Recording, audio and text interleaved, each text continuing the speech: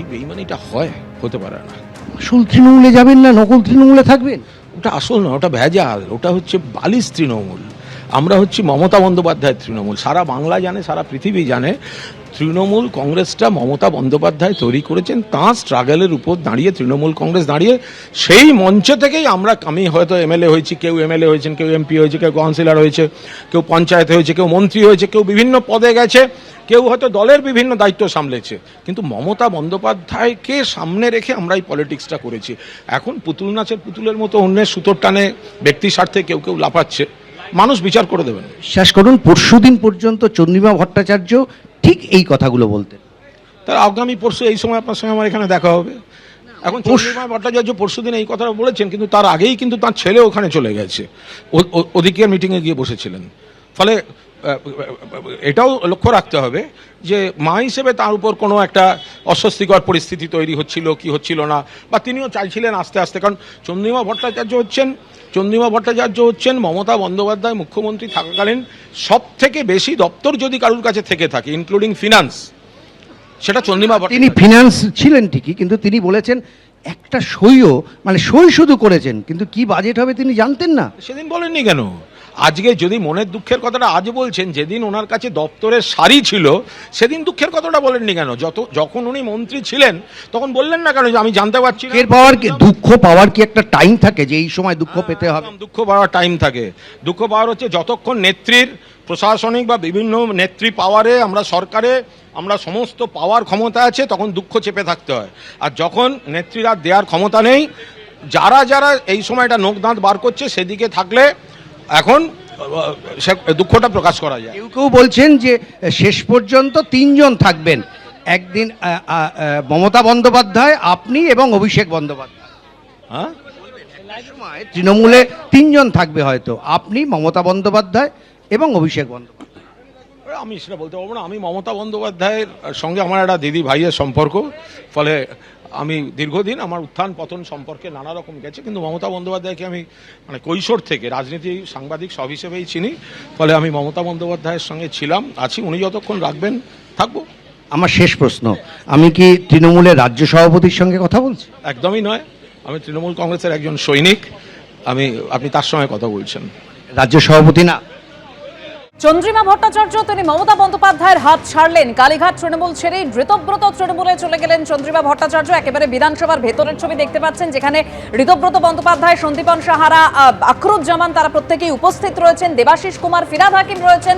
তাদের সঙ্গে বৈঠক করেন চন্দ্রিমা ভট্টাচার্য। আর চন্দ্রিমা ভট্টাচার্য তিনি বলছেন যে কালের যাত্রায় পা মেলাতে হয়, আমাকেও তাই মেলাতে হলো। শুনুন।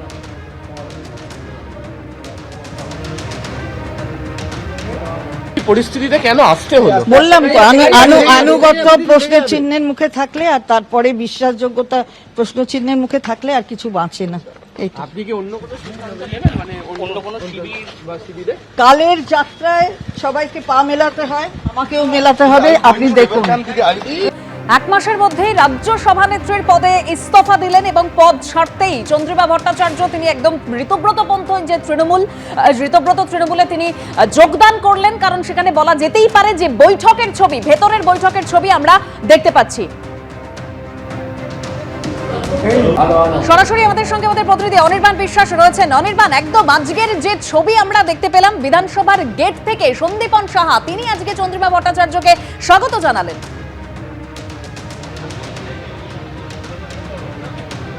দেখো, একদমই আজকে চন্দ্রিমা ভট্টাচার্য তিনি এই পদত্যাগের বিষয়টি সামনে আনার পর তিনি কিন্তু বলেছিলেন দলের সমস্ত পদ থেকে তিনি পদত্যাগ করছেন। একই সঙ্গে নির্বাচন কমিশনে তৃণমূল কংগ্রেসের হয়ে, কালীঘাট মন্ত্রী তৃণমূল কংগ্রেসের হয়ে সেখানে কিন্তু তিনি লিয়াজও করতেন নির্বাচন কমিশনের সঙ্গে, এবং সেখান থেকেও তিনি পদত্যাগ করলেন। বিভিন্ন ব্যাংক অ্যাকাউন্টে তিনি সিগনেটারি ছিলেন, সেখান থেকে তিনি পদত্যাগ করলেন। এই সমস্ত কিছু হওয়ার পর তিনি প্রথম উল্লেখযোগ্য মন্তব্যটা করলেন যখন তিনি বিধানসভার পথে আসছেন, বাড়ি থেকে বেরিয়ে গাড়িতে ওঠার সময় তিনি বললেন যে কালের নিয়মে সবাইকেই পা মেলাতে হয়, আমাকেও মেলাতে হচ্ছে। অর্থাৎ তিনি স্পষ্ট করে দিলেন যে তিনি এবার কালীঘাটপন্থী তৃণমূল কংগ্রেস ছেড়ে ঋতব্রত বন্দ্যোপাধ্যায় বা সন্দীপন সাহাপন্থী তৃণমূলে যেতে চলেছেন। তার ছেলের, আমরা জানি যে আগে 22শে জুন নিউ টাউনে নভোটেল হোটেলে সেখানে এই যে তৃণমূল ঋতব্রতপন্থী যে তৃণমূল, সেই তৃণমূলের যে বৈঠক হয়েছিল ন্যাশনাল কমিটির যে বৈঠক, ন্যাশনাল ওয়ার্কিং কমিটির বৈঠক, সেই বৈঠকের স্পেশাল সেশনে উপস্থিত ছিলেন। তখন থেকেই কিন্তু কানাঘুষো গুঞ্জন শুরু হয়ে যায় যে মা চন্দ্রিমা ভট্টাচার্য তিনি আছেন মমতা বন্দ্যোপাধ্যায়ের সঙ্গে, ছেলে চলে গেলেন ঋতব্রত বন্দ্যোপাধ্যায়ের সঙ্গে। গতকালকে যে ঘটনা আমরা দেখলাম, প্রত্যক্ষ করলাম, যে সেখানে মেট্রোপলিটনে তৃণমূল ভবন, এবং সেই তৃণমূল ভবন কার্যত বেদখল হয়ে গেল, এবং সেই তৃণমূল ভবন কিন্তু কার্যত ঋতব্রত বন্দ্যোপাধ্যায়রা তারা কিন্তু দখল নিলেন। এরপরই কিন্তু আর মমতা বন্দ্যোপাধ্যায় তার সঙ্গে ফোনালাপ হয়, এবং চন্দ্রিমা ভট্টাচার্যের বক্তব্য অনুযায়ী সেই ফোনালাপে তিনি কিন্তু যথেষ্ট মনক্ষুণ্ণ হয়েছেন, তিনি আঘাত পেয়েছেন। তার বক্তব্য যে মমতা বন্দ্যোপাধ্যায় যা যা বলেছেন সেটা কিন্তু এতদিন দল করার পর তিনি কিন্তু কোথাও তার সেই বিশ্বাসযোগ্যতা সেটা নিয়ে প্রশ্নচিহ্ন উঠে গেছে দলের মধ্যে, পাশাপাশি তার যে আনুগত্য সেটা নিয়েও কিন্তু প্রশ্ন উঠে গিয়েছে। তাই তিনি দলের সমস্ত পদ থেকে কিন্তু সরে দাঁড়ালেন, এবং শুধু তাই নয়, তিনি সরে দাঁড়ালেন এবং তারপর চলে গেলেন বিধানসভায় ছেলেকে পিছনে বসিয়ে, সৌরভ বসুকে পিছনে নিয়ে। এবং তিনি যখন পৌঁছচ্ছেন এখানে, আমরা দেখলাম গেটের সামনে উপস্থিত সন্দীপন সাহা, অর্থাৎ সন্দীপন সাহারা আগে থাকতেই জানতো চন্দ্রিমা ভট্টাচার্য বাড়ি থেকে বেরিয়ে নির্দিষ্ট সময় তিনি পৌঁছবেন, এবং তাকে কিন্তু একেবারে সাধারণ অভ্যর্থনা জানানো হলো। এবং সন্দীপন সাহা বললেন যে দলের আমাদের অন্যতম গুরুত্বপূর্ণ সিনিয়র লিডার চন্দ্রিমাদি, তাই তাকে ভেতরে নিয়ে যাওয়ার জন্য, অভ্যর্থনা জানানোর জন্য। অনির্বাণ, তুমি আমাদের সঙ্গে থাকো। এবিপি আনন্দ, এগিয়ে থাকে, এগিয়ে রাখে।